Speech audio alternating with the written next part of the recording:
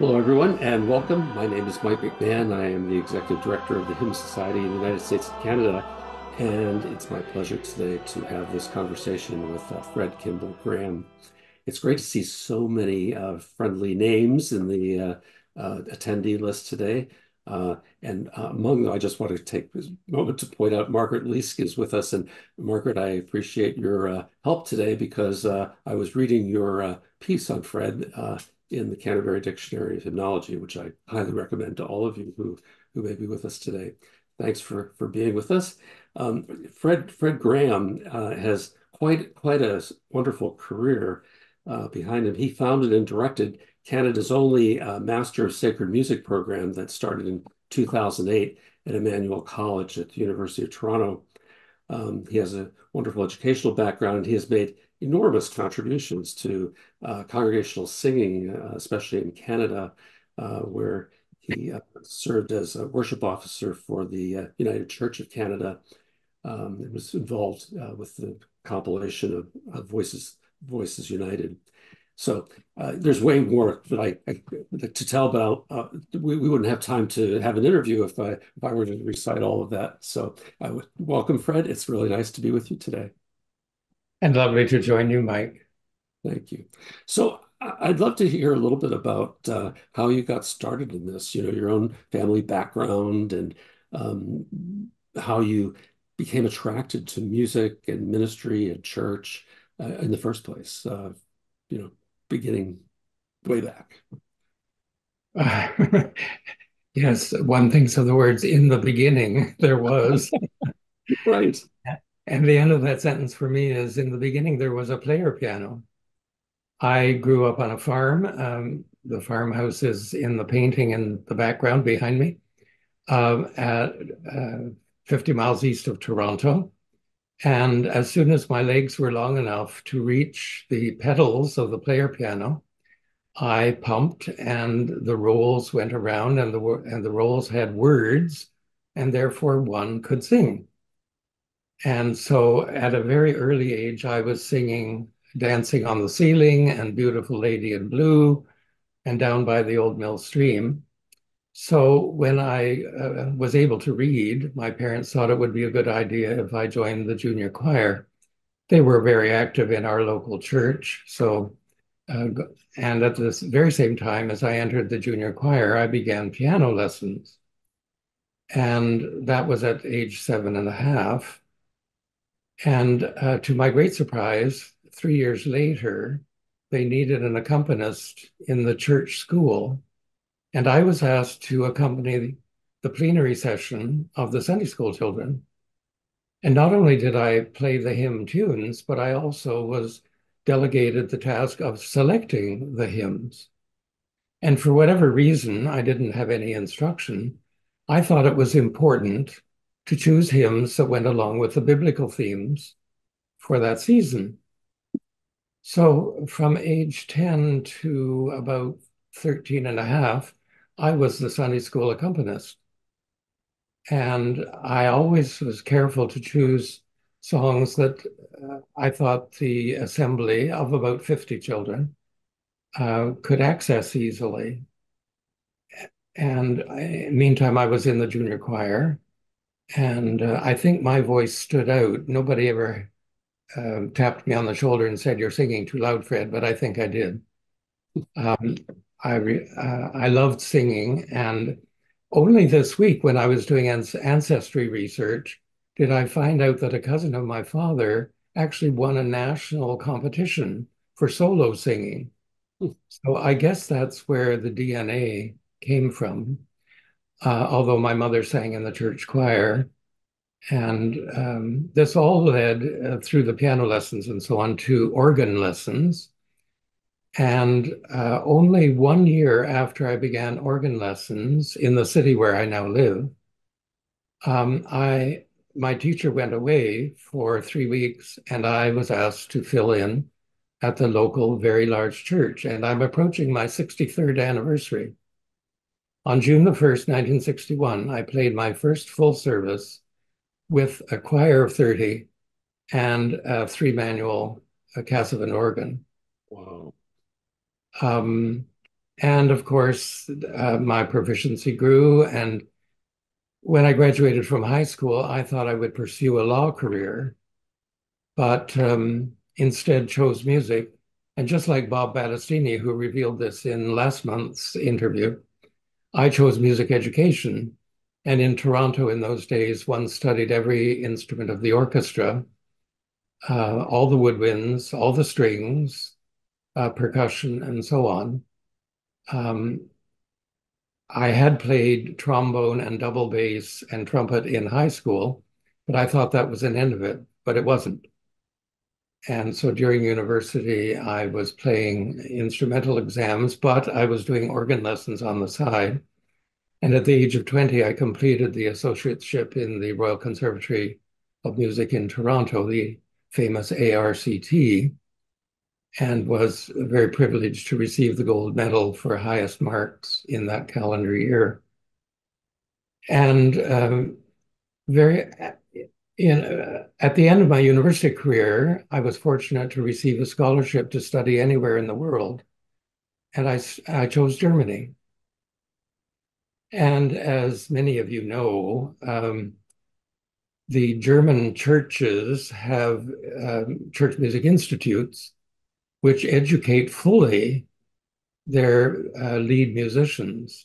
And when I say fully, I mean they have a full theological curriculum and they have a full musical curriculum.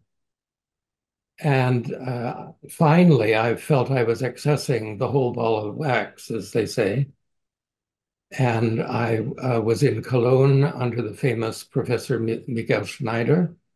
And then I transferred to Berlin, to the Berlin School of Church Music, which the principal at that time was Heinz Werner Zimmermann, whose name some of you might recognize as being associated with Wittenberg University.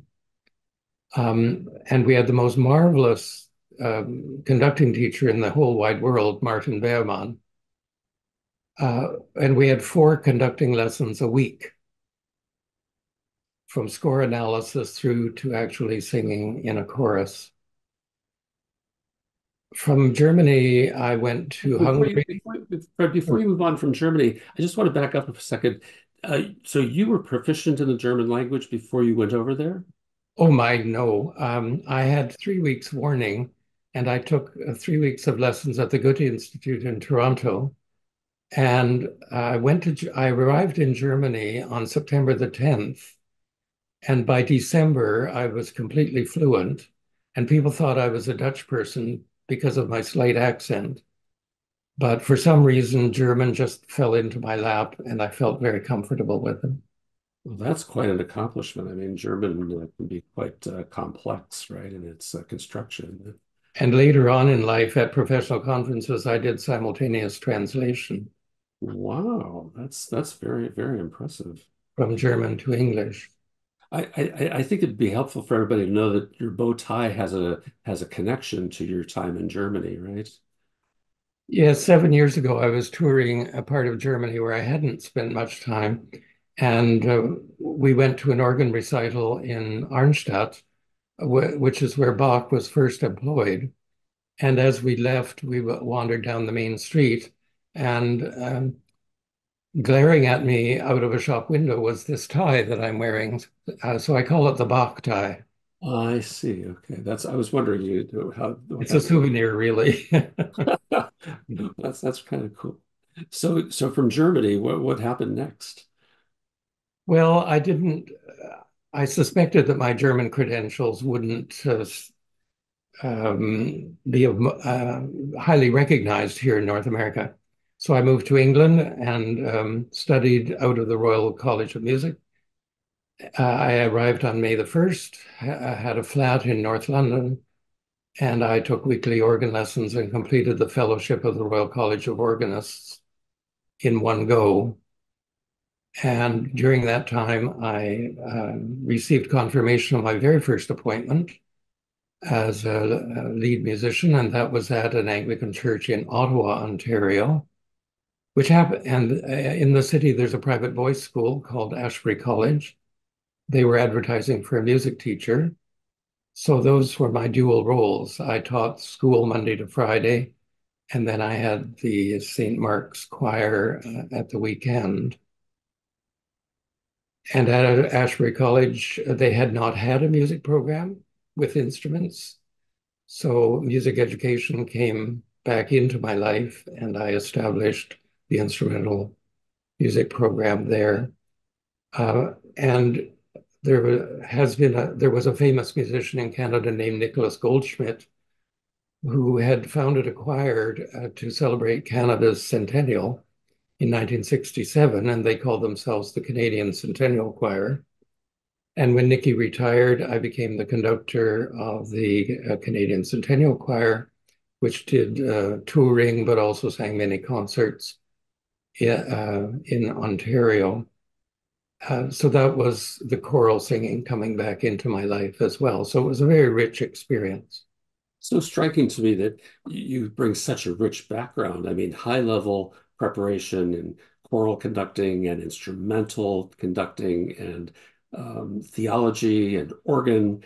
You were certainly well positioned to make big contributions in a lot of areas. Well, thank you. My next position was in Halifax at the Anglican Cathedral, All Saints Cathedral, where I was adjunct faculty at the Atlantic School of Theology, the seminary in the East. And that further fleshed out my theological leanings. But I felt as if I was flying on one wing. So after 7 years, I resigned that position and um, moved to Madison, New Jersey, which is the location of Drew University.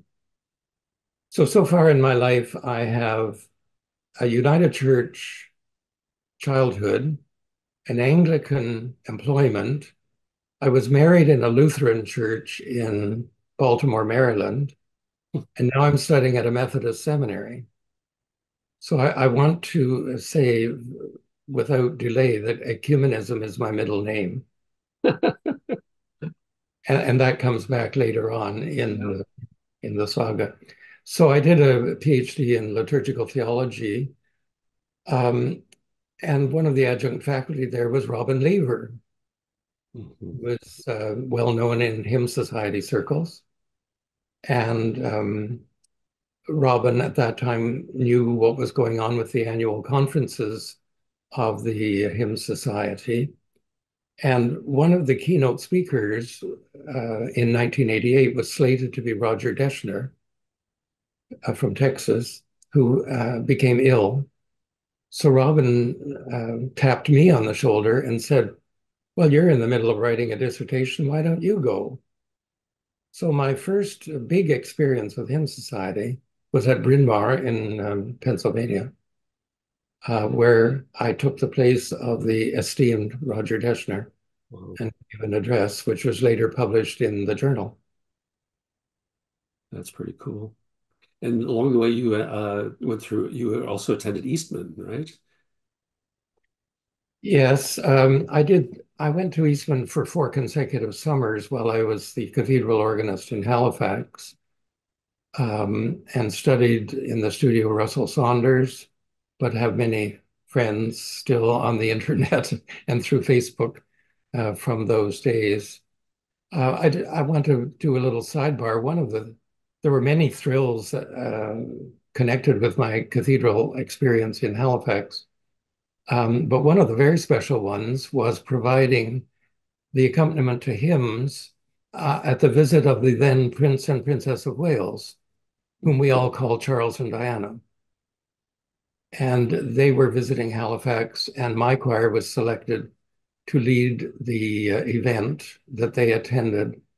And I was able to, I never met the prince or the princess, but it was one of the markers of life that one serves as best one can to elevate the congregational song in that very special setting. Right.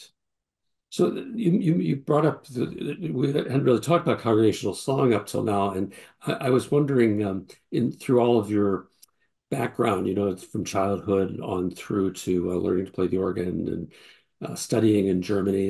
And I was wondering, what your impressions of congregational song were in all of those various settings that you had been in up till that time.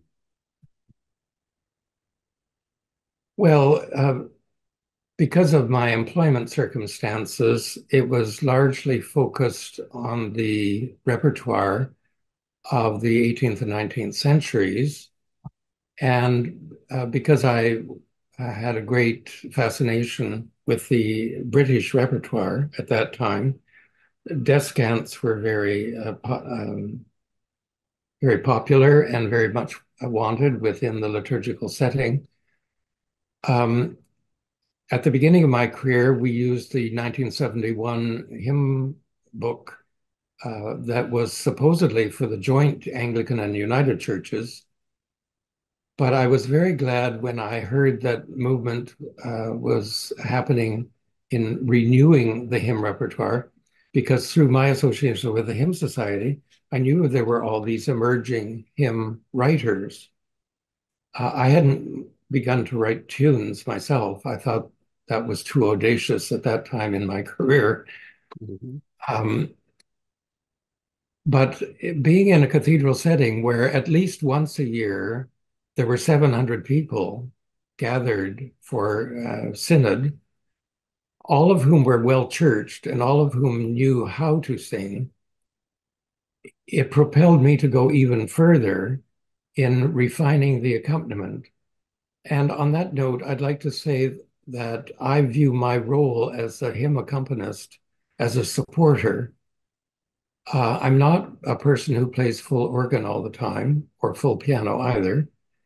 Um, I feel that the song should be carried by the people. For the first verse, yes, they may need to be reminded of the tune, or if it's strange, they get a first kick at the can. But after that, it's up to them to carry it, and I view it as a partnership. Mhm. And I'm not sure that is the case in every instance where congregational song is happening.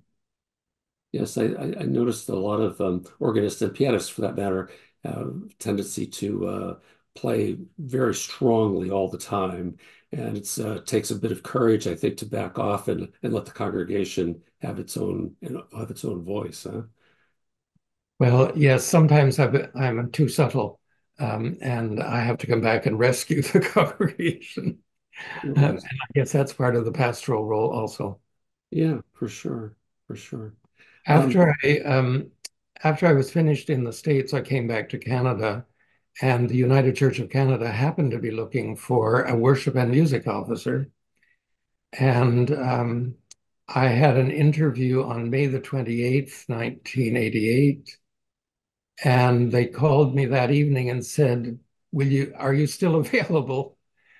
Um, and the following September, I began, and I took over from a very wonderful liturgical officer, my predecessor, Fred McNally. And as together, he and I established the Association of Musicians for the United Church. And it was only uh, a year later that the General Council voted to start work on a new hymn book, Voices United. So um, God had a plan. I was in the right place at the right time. And former Hymn Society president John Ambrose became the editor of the book, and I was his very willing assistant. And it was a 5 year process, and again, a highlight of anyone's career to be associated with such a project. yeah, I'd love to hear a little bit more about that process. When John did one of these interviews and spoke a bit about his experience with developing a new hymnal. I wonder what it was like for you. Well, I was managing the worship office at the same time, and that involved print publications, but I also was on the road 10 days a month doing workshops from Atlantic to Pacific. So I didn't have my thumb on the pulse of the project at all times. Uh, but I was thrilled that the 24 people on that committee who represented publishing and poetry creation and hymn tune writing and pastoral discipline and counseling, you name it, the whole spectrum of church life was covered in that committee. And they arrived with ideas and suggestions that would never have occurred to me in a month of Sundays. And therefore, we were all learning all the time from each other. We met for 2 or 3 times a year for 3 or 4 days. And then John collated all the work that was being done, and there was work being done in the field as well. So when you ask what it was like for me, it was like watching a flower open. The bloom was always there, but the final result turned out to be absolutely marvelous and way beyond what I had dreamed possible. Pretty cool. I noticed that several of the people who are online with us right now have been on hymnal committees, and I always enjoy hearing them talk about the kind of relationships that have been fostered among people who do that. Dave Eicher is with us, and Charlie Frost, and we've had Carl Daw on here talking about how his career was really changed by his association with the Hymnal 1982 committee. So I'm just become increasingly impressed with how powerful an experience it is to create something like a new hymnal. Uh, on a personal level, there was a magic moment at the very final meeting in June of 1995 when we encountered a text by Jerry Vida. Um, and the committee was divided, should we, shouldn't we? And the text just leapt off the page at me. And I excused myself and went away to a neighboring room in the college where we were working and invented a tune and came back 15 minutes later and said, with all due respect to Carl Schalk, we might want to try this tune. And then I left and let them sing it and vote on it. And that is now A Woman and a Coin, which is in Glory to God of the Presbyterian Church. And it's in Voices United, of course. But that to me was a spirited moment when a text caused the tune, so to speak. And I named the tune Life Restored because I had just come through a life-saving surgery, and that has direct reference to my being back among mortals again. Wow, that is very powerful. And to know that that hymn continues to be sung and sort of that your experience continues to be expressed by other people who are at worship, that's just got to be an amazing kind of feeling. Well, it is. One elderly gentleman came up to me with tears in his eyes. And another person came forward at the end of a worship after we sang that hymn, and she shook my hand and said, "Oh, Mr. Graham, I thought all the hymn writers were dead, but you're alive." Well, that person was really paying attention. I was slightly nonplussed. I did respond, but it was difficult. Yeah, that's pretty cool. So you were in at the worship office there for how long? From 1988 to 2001, Well, and where did you in go which from time there? we also produced the new prayer book for the United Church of Canada, which is called Celebrate God's Presence, 700 pages of prayers and liturgies. Wow, that's a lot of big contribution. By the way, I just want to point out a couple of people have been commenting in the chat, including your daughter, who says "Love you, Dad," and Jessica and Dave Eicher says he has wonderful memories of singing "A Woman and a Coin." Of course, the one that they did include in "Glory to God." Mhm. So, Well, I was particularly touched by David Eicher's support. We sang that at the hymn gathering at when we were in Minnesota several years ago uh, at the college. And in 1991, the position came open at Emmanuel College. So I didn't change cities. I just changed my subway train ride. and took over there. And the great thrill there, which connects with hymn society work, is that hymnology became a required course.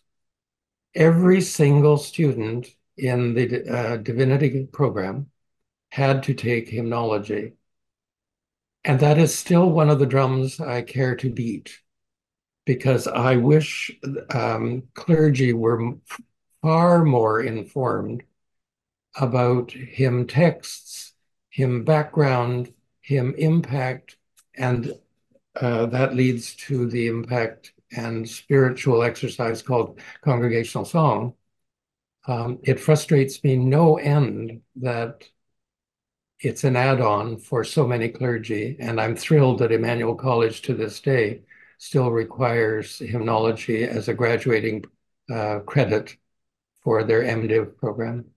That is quite significant because it seems like in seminaries, at least in the United States, that is declining rather than increasing. That's very fine. Now you were at Emmanuel College for quite a while, and I mentioned at the beginning that you established the master's program in sacred music there at Emmanuel College. So you had quite a long teaching career there. Yes, I reached retirement age in 2012, but in 2004, we had a very supportive president of the college who accepted my proposition that we work towards Master of Sacred Music program. And it took 4 years of hard work to get that through the channels at the university. But the reason I mentioned my studies in Germany several minutes ago was because that model was always in my mind. And it was the inspiration and the thoroughness of that program in Germany that helped me fashion the Master of Sacred Music program at Emmanuel College. It also had to do with the fact that the Faculty of Music in the university is no more than 200 feet away. So for the 10 theological credits, students can be on the east side of the street. And for the 10 music credits, they can be on the west side of the street. The buildings look at each other. Mhm. And we had wonderful collaboration from one of the professors there, Lorianne Dolph, who is retiring this month. Um, Congratulations, Lori. And the program was approved on June the 21st in 2008, and we had our first two students 7 days later. So the program was off the ground immediately. Well, that program continues to thrive to this day, and it's really a great testament to your vision that program has taken off so wonderfully. Yes, and I want to acknowledge the work that my successor, Sui Hong Lim, does. And he has expanded it into international territory. And several of the graduates have gone on to greater and grander things, including the Secretary of the Hymn Society. Right, right. Yeah, it's awesome to see the impact that's had. And speaking of impact, I a couple more comments. Your sister says she's swept away by your passion and dedication. And you had a student in Nova Scotia named David who's wants to said how much he appreciates what you taught him, not just organ but about church music. So your impact is clearly wide. Many thanks. Mm. Yeah. So, now, in dealing with students, I wonder what how you mm, how you felt about working with students and seeing that progress they were making and kinds of concerns that you brought to the relationship with students. Well, it was very rewarding to hear, to observe that students came from a place of, oh, it's just a hymn, to, wow, this is an important prayer moment, or this is an important reflection. Um, As Bob Battistini remarked in his most recent interview with you, it's important to put scripture on the lips of all the worshipers as often as possible. I mean, you think of the phrase, I love you. It's fine for one person to say it, but it's more meaningful when the other person says it back.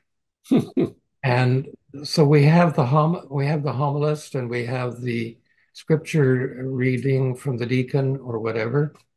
But when the people parrot that back, they have embodied it in a new way, and therefore it can be repeated.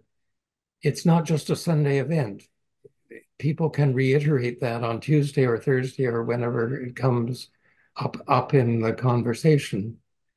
So you asked about students, many of whom came from congregations where congregational song was perhaps undervalued, or perhaps it was rote, oh, we should have a hymn here attitude, which is not my approach at all. I'm always looking for synchronicity. My parishioners this week would probably not believe that I take an hour to choose 5 hymns for next week's service. Now, because it's Pentecost, that's not stressful on the brain. But after reading the scriptures and making sure that they reinforce the themes of the day, this was the process that I observed in the students. And I had ever so many students towards the end of the semester say, you know, I've sung this hymn for X years, but I never really understood stanza 3. And now it has so much more meaning because we have studied it.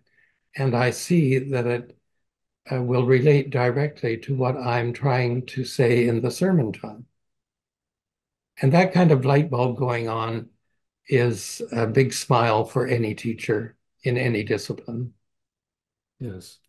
So you've had many clergy among your students as well as many musicians. Is that right? Well, the the people I was teaching were candidates for ordination. I guess I have had students who were ordained clergy without knowing it. I mean, I view them as colleagues, and I don't try to pretend. I think I pretend not to be the guru. Um, it's a collegial relationship, but essentially you are correct. Yes. I guess where I'm going with that is that musicians frequently lament the fact that they feel often they have so little influence over clergy and have difficult relationships with clergy. And I think your story sort of illustrates the importance of providing clergy with the kind of background that allows them to actually have a conversation with musicians and become partners with musicians in the pastoral ministry of worship. You are so right. I try not to think of it too often, but I actually left a position where there was not a collegial relationship between the clergy person and myself. And that was brought to a head one Sunday when the closing hymn was Now Thank We All Our God. And the preferred instrument in that setting was the piano, but there was a full-fledged pipe organ available. And during the closing prayers, I thought, what would Martin Luther do here? I think he would go to the organ to have Now Thank We All Our God. So without announcement and without consultation, I slipped from the piano to the organ, and we sang the 3 verses of Now Thank We All Our God. And 5 minutes after the end of the liturgy, I had a strip taken off me by the clergy who said, how dare you play the organ? I don't care what the hymn is. The appointed instrument for that liturgy was the piano. So I thought, I can't fight this. The clergy had the power, but my music ministry was trying to do something else. Yeah. And there was a collision. So, Yeah. That's that. Well, yeah, I think many of us have had similar kinds of experiences over the years, and your story sort of heartens me, by knowing that you've made a difference in helping to foster some of those relationships simply by virtue of the teaching that you've done, and Mhm. that's really wonderful. I wonder if we could move on to the Hymn Society for a minute, back, or I should say, back to the Hymn Society for a minute. You talked about how you got started there, sort of by accident, when Robin tapped you on the shoulder. Talk a little bit about, your involvement in the society over the years. The first, thank you. The first event that I attended was actually 2 years before that, when the Hymn Society met in Toronto in 1986. And one of the outstanding events, although it was a marvelous conference all around, was when we met at a church on Bloor Street in Toronto. And for the first time in my life, I sang What a Friend We Have in Jesus to the tune Blenwern instead of to Converse. Uh-huh. I grew up 30 miles from where that hymn was written. And so it's part of the DNA of this county that we know what a friend we have in Jesus to converse. And being confronted with it to Blandemare was like, wow, what is going on? And that intrigued me immediately about the Hymn Society, that someone would have the vision and the daring to do that. So I had a conversation with Tom Smith during which I said, if I can ever be of assistance with the Hymn Society, you can call. And then 2 years later, as I've already said, and you've alluded, I was asked to speak at Bryn Mawr. Since that time, I have led hymn festivals in Waterloo and at Metropolitan United Church in Toronto. And I designed the evening prayer when we met in New Orleans a few years ago. Um, so it hasn't been constant, but it has been a constant in my life. And um, I have made sure that I have explained the benefits and the merits of the Hymn Society to all of my hymnological students. And I wish that the Hymn Society had an entree to every seminary in North America to say, we can help you do what you do better.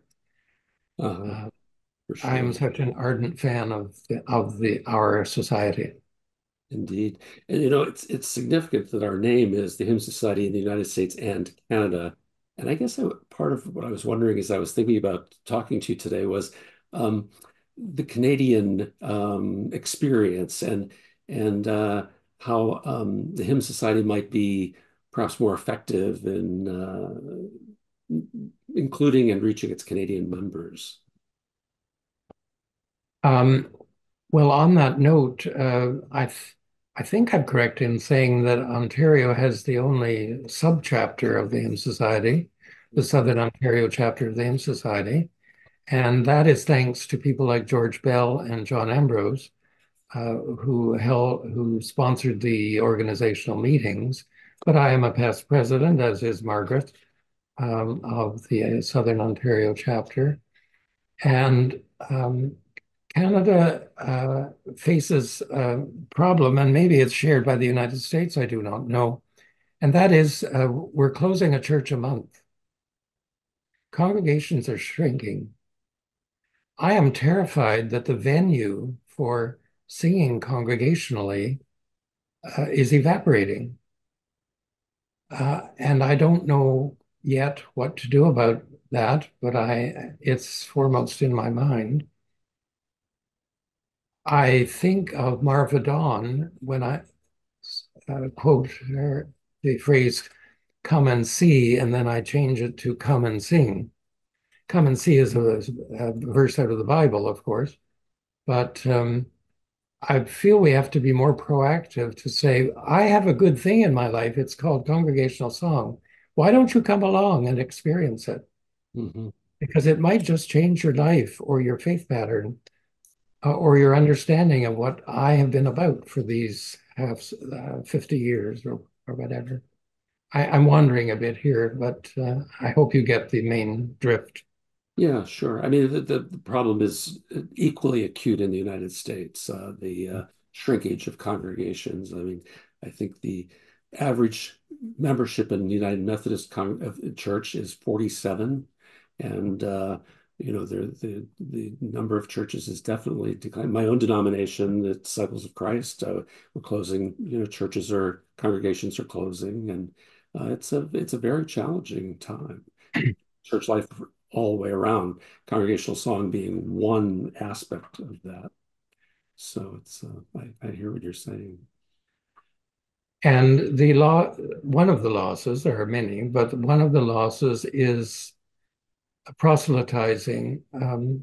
When I see three people in the pew opposite me saying the same words as I am singing at the same time, I know that I am in good company, that Mhm. other people are professing faith as I am, and it's a public event, and I have fellow bearers of the cross.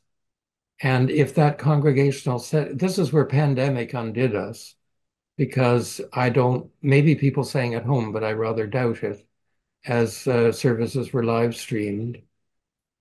There's nothing like being witness to the person next to you also being a witness. So that is the driving motivation for my continuing what I do. Indeed. One other thing I'd like to go back to is you had mentioned earlier that your middle name was ecumenical and or ecumenism, I don't remember which. But I wonder if you could say, how do you think the state of ecumenism is today, especially as it affects congregational song? It's fascinating that you should ask that question because it was announced just this week that the Anglican Church of Canada, the United Church of Canada, and the Presbyterian Church of Canada next year will move into the same office space. Now, that isn't about congregational song, but that when the administration of all three denominations are at one postal address, the likelihood for the growth of ecumenical song, I think, is tremendous. I think I'm thinking back to Bob Battistini's remarks about the GIA doing a hymn book for Lutherans. Um, I think more and more people are discovering. Well, I recently proofread the forthcoming Roman Catholic hymn book for Canada, Mhm. and I couldn't help but notice the ecumenical creepage uh, into that corpus, into that canon of song. So I'm very buoyant about the fact that people can drop into almost any church setting and find a song that they know from their own practice of religion at perhaps some other address or some other denomination. Yeah. I've heard someone say that music ministry is the most promiscuous of all ministries, and certainly musicians have had a great impact on the ecumenical movement without people perhaps even realizing it because they don't realize the sources sometimes of what's in their books, right? Yes, they don't have the companion handy. It's just the credit at the bottom of the page. Right. Yeah. Well, we're almost out of time, and this conversation's gone by so quickly. But I did want to ask you before we finish up, what might be your fondest hope for the Hymn Society going forward? I have two hopes, and to which I've alluded already. One is I hope every member will speak to one other person to say, I have this good thing in my life. Would you come along? Let me take your hand and take you to Hymn Society. Hmm. I feel the summer conference is absolutely vital to recharging the batteries. I had a person say to me, I wouldn't get through the next 11 months if I didn't come here to get my batteries recharged. Those hymn festivals and those workshops are critical to people maintaining the courage and the strength and the vision that they need to carry out that particular ministry, in my view. So individual A, speak to the individual B, uh, take them by the hand, encourage them to become part of what we already know as a fabulous society. That's it. Okay, that's a wonderful hope, and I think it's a challenge to every member of the society to kind of get out there and be an apostle for this this community. Yes. To repeat, come and see, come and sing. Come and see, come and sing. I love that. That's great. Well, we're getting lots of great comments, mostly with thanks from the members who have signed in today. So, on their behalf, I thank you for this conversation, but also for your leadership and the contributions you've made that have helped all of us to do this ministry well. So, thank you. It's a great joy. Thanks you. Thanks to you too. Thank you, Fred. Take care. Bye bye, everybody.